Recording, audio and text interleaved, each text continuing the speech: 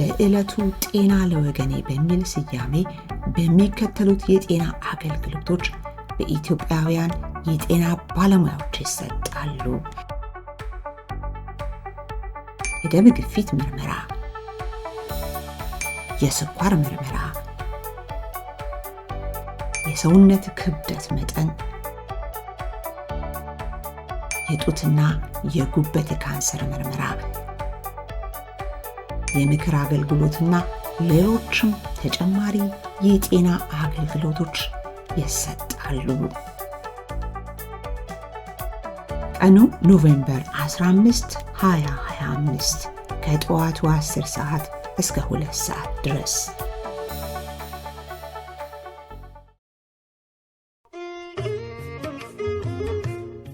ናፍቆት ሚዲያ የተለያዩ እውነተኛና አስተማሪ ታሪኮች የሚቀርብበት ናፍቆት ሚዲያ። አይተው ሲጨርሱ ለሌላው እንዲደርስ ሰብስክራይብ፣ ላይክ፣ ሼር ማድረግዎን አይዘንጉ። ናፍቆት ሚዲያ።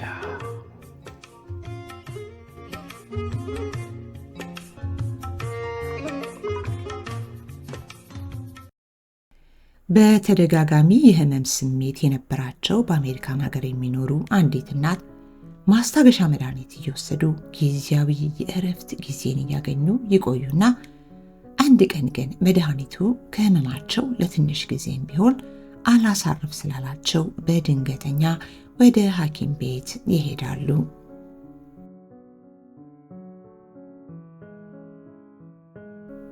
ጠቅላላ ምርመራ ከተደረገላቸው በኋላ አልጋ ይዘው ተጨማሪ ሕክምና እንዲደረግላቸው ይወሰናል።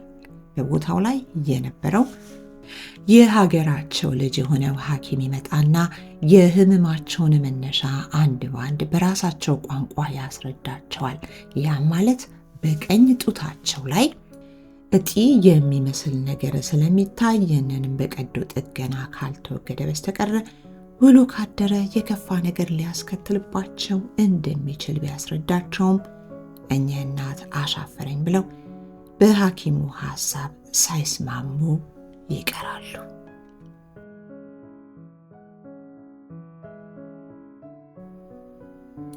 ከ2 ዓመት በኋላ በዚሁ ሆስፒታል በድጋሚ እኚህ እናት ሲከሰቱ ነገሮች ስር ሳይሰዱ ቅድመ መረጃዎችን የሰጣቸው የነበረው ዶክተር ጋር በድጋሚ ተገናኙ።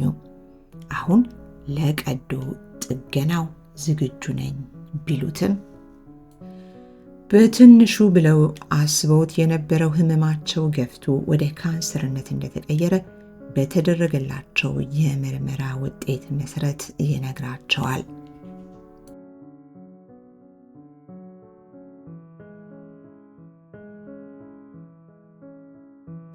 የእኚህን እናት የመጨረሻ የህክምና ውጤት ለማወቅ ክትትል ያደርግላቸው የነበረው ሐኪም ፈቃደኛ ባለመሆኑ የእርሳቸውን ታሪክ በእንጥልጥል ለመተው እንገደዳለን።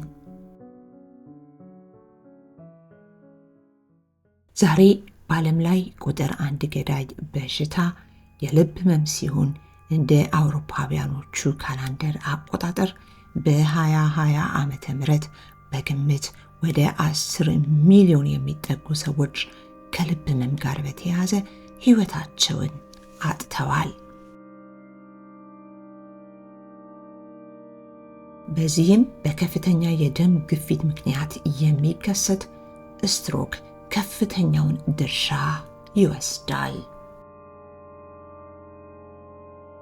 ከህክምና ገጽ ላይ ያገኘነው ማስረጃ እንደሚያሳየው ከሆነ በእነዚህም የሟቾች ቁጥር ወይም የተጠቂዎቹ ቁጥር የት አገር ላይ የበለጠ እየጨመረ ነው የሚለውን ለማወቅ ደግሞ የሚኖሩበት ሀገር ወሳኝነት ይኖረዋል ሲልም አያይዞ አስፍሯል። ሌላው በዓለማችን ቁጥር 2 ገዳይ የሚባለው ካንሰር ሲሆን በዓለም ላይ በአሃዝ ሲሰላ 9.7 ሚሊዮን የሚጠጉ ህዝቦች ህይወታቸውን በዚህ በሽታ ምክንያት አጥተዋል። ይህ ከላይ ያስቀመጥንላችሁ መረጃ ቁጥር ከዚህ በላይ ከፍም የማለት እድሉ በየቀኑም እየጨመረ ሊሄድ ይችላል። 40% የሚሆነው የካንሰር መነሻው ይላል ያገኘነው መረጃ ማጨስ፣ መጠጣት እንዲሁም ያልተስተካከለ አመጋገብ፣ የሰውነት እንቅስቃሴ አለማድረግና በተለያየ ምክንያት በሰውነት ላይ የሚከሰት ኢንፌክሽን ነው ሲል ይገልጻል።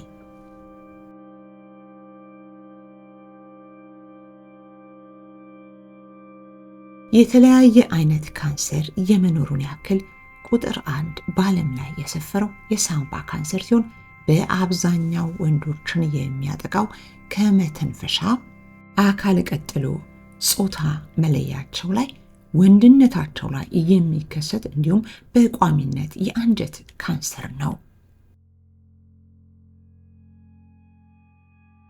እንዲሁም ሴቶች ላይ የሚታየው ደግሞ በቋሚነት የጡት ካንሰር ሲሆን በተጨማሪም የአንጀትና የሳምባ ካንሰርም ይከሰታል። ካንሰር በዝቶ የሚታይባቸውን ሀገራት ስም በዝርዝር አስፍሮ መረጃ ማያያዝ ውስብስብ ከሚያደርጋቸው ነገሮች አንዱ ከካንሰር ጋር በተያያዘ እስከ ሞት የሚያደርሳቸውንም ሆነ ሕክምና እየተደረገላቸው ወይም ቅድመ ክትትል ላይ ናቸው የሚለውን ለማወቅ ቁጥራቸው በርከት ያሉ ሀገራት መረጃዎቻቸውን ለዓለም ጤና ድርጅት እንዲመዘገብ ባለማድረጋቸው የተነሳ በየትኛው የዓለማችን ሀገራት ካንሰር አይሎ እንደሚታይ ለማወቅ መረጃዎችን አዳጋች ያደርጋቸዋል። እንደ አውሮፓውያኖቹ አቆጣጠር በ2022 ዓመተ ምህረት በግምት ወደ 20 ሚሊዮን የሚጠጉ ሰዎች በካንሰር ተይዘዋል ሲባል ከነዚህ ውስጥም 9.7 ሚሊዮን የሚሆኑት በህይወት እንደሌሉና በካንሰር በሽታ ተጠቂ ከሆኑት 5 ዓመት የሞላቸው አሁን ድረስ በህይወት ያሉ ሲሆን ቁጥራቸውም 53.5 ሚሊዮን ነው ተብሎ ይገመታል።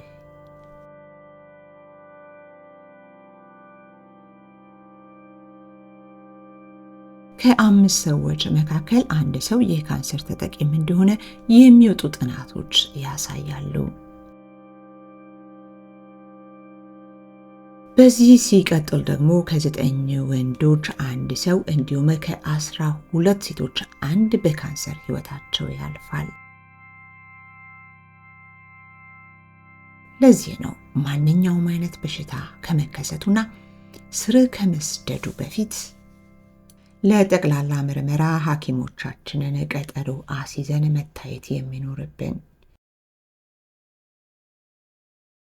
ዲኤምቪና አካባቢው የምትገኙ ኢትዮጵያውያኖችና ኤርትራውያኖች በሙሉ የኢትዮጵያ ህብረተሰብ በሜሪላንድ ኢካም ባዘጋጀው ነፃ የጤና ምርመራ ላይ እንድትገኙ ተጋብዛችኋል። በዕለቱ ጤና ለወገኔ በሚል ስያሜ በሚከተሉት የጤና አገልግሎቶች በኢትዮጵያውያን የጤና ባለሙያዎች ይሰጣሉ። የደም ግፊት ምርመራ፣ የስኳር ምርመራ፣ የሰውነት ክብደት መጠን፣ የጡትና የጉበት ካንሰር ምርመራ፣ የምክር አገልግሎትና ሌሎችም ተጨማሪ የጤና አገልግሎቶች ይሰጣሉ። ቀኑ ኖቬምበር 15 2025 ከጠዋቱ 10 ሰዓት እስከ 2 ሰዓት ድረስ።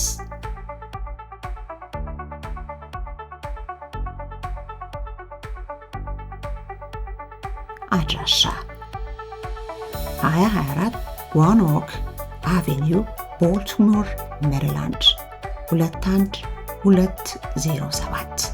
በራሳችን ሐኪሞች ጤናችንን እናስመርምር። Dr. Benyam Addisi, Specialty Gastroenterology and Transplant Hepatology. Dr. Tinze Wareta, Specialty gastroenterology and transplant hepatology. Nurse Practitioner Qudust Warqu, Specialty Hematology. Dr. Meskedem, Pharmacist, Clinical Pharmacist.